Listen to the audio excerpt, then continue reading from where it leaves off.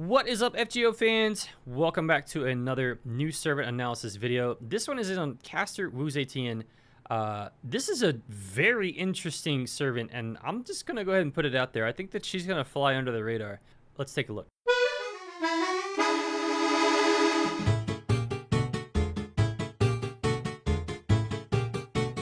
So this is caster Zetian. One thing I want to point out right up front, I did some cursory looks across 4-star casters. And what I saw, the trend seemed to be HP in the 11,000 range and attack in the 8,000 range. If that's true, then they tightened up the HP to attack ratio for this caster Zetian, which is really cool, and I think it paints a picture of someone that has a lot of roles that they can fill on your team. Before we get to that, though, let's take a look at the rest of her kit here. So, double Buster, double Arts kit. 2 hits on the Buster, 3 hits on the Arts, 5 hits on the single quick card, and 5 on the extra as well. The Star Gen and Star Weight are abysmal. She's a caster. It's the way it is, right? That part at least jives with typical class rules, right? So down here in the first skill, Attack Up, Buster Up, NP Gain Up, all for the party. The Attack Up and Buster Up are 10 to 15%. The NP Gain Up is 10 to 20%. It's a 6-turn cooldown. That's not bad at all. 3 turns of uptime, 3 turns of downtime is pretty fair. The steroids aren't the strongest in the world, but this is a 4-star. And if she has other things in her kit that would trigger multiplicative damage, then I would understand why this is not quite as high as maybe people would like to see. But again, she's a 4-star. Going to the second skill, she does have an NP drain from enemies. This seems like a form of vampirism. She applies special attack up versus undead on the party for 3 turns. And then she charges the party for 10 to 20%. That's pretty nice. That's pretty nice. So far, we have a ton of utility for the party coming from her. She gives them a special attack up versus undead, right? She charges their battery. She gives them Buster Up, Attack Up, NP Gain Up. This is looking pretty good. This is looking pretty good, right? On the third skill, it's a stun for all undead targets. It's 1 turn. That's pretty nice. It's a 7-turn cooldown on this skill, by the way.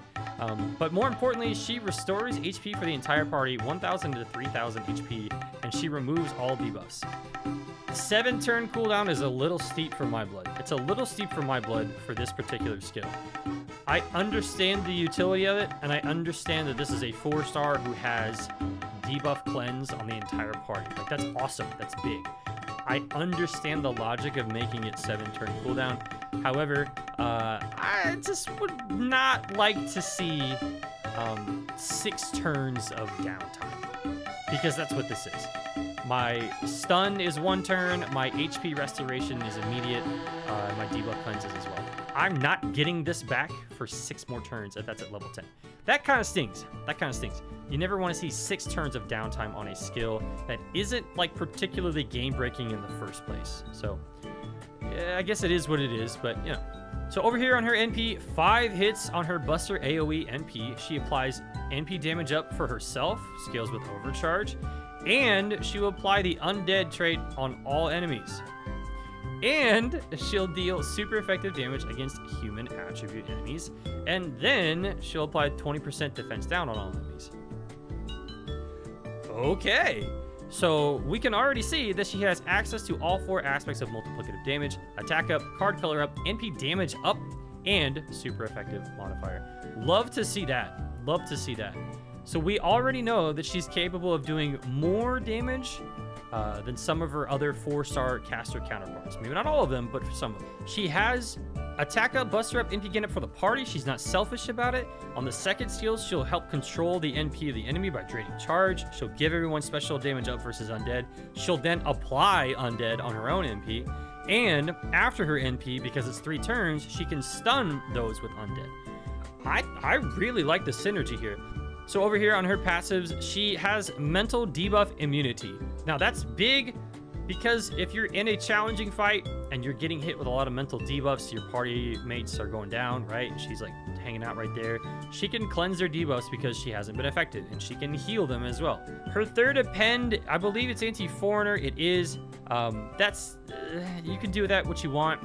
Because her battery is 10 to 20% though, I would recommend just unlocking monoloading. You don't need to level it. In fact, once you see her materials for her append skills, you're not going to want to level it too high anyway. But I don't really see this being a big pressing advantage for a caster Wu Zetian to use. You could argue this. I would argue it's not worth it. But this one, I would say this is worth it. I'd say this is worth it just to unlock it. You don't need to level it at all, just to unlock it. We're gonna traits. It's pretty standard. She's lawful evil. If you think about it, it makes sense. She makes the laws and they're evil. Other than that, she's a king servant. There's really not much to go off of here.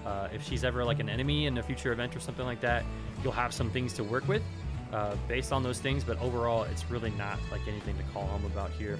So over here on her materials, it's pretty fair. I don't think it's bad at all, honestly. You'll need 10 bells to get to Final Ascension. You'll also need 20 bells per skill to take them to level 10. It's actually level 9, but still. That said, I don't think you need to max her skills except for the MP battery one. That being said, 20 bells is not too much for active skill, especially for somebody who has this kind of kit, right? Pretty well-rounded, good party utility. So I'm not mad about the active skills at all, right? Pretty good, pretty good. Moving on down to the append skills, it is a much different story. I, again, will recommend that you unlock her second append and then just never, you don't need to level it, you don't need to do anything.